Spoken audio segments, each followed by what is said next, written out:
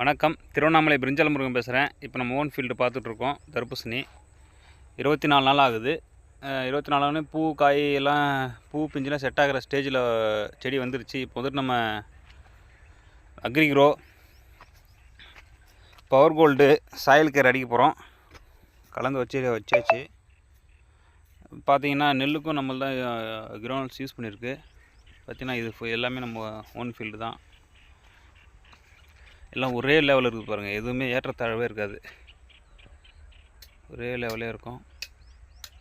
அந்த மாதிரி ஒரே டைம் நல்லா க்ரோத்திங்கும் நல்லாயிருக்கு, க்ரீட்னஸும் நல்லாயிருக்கு.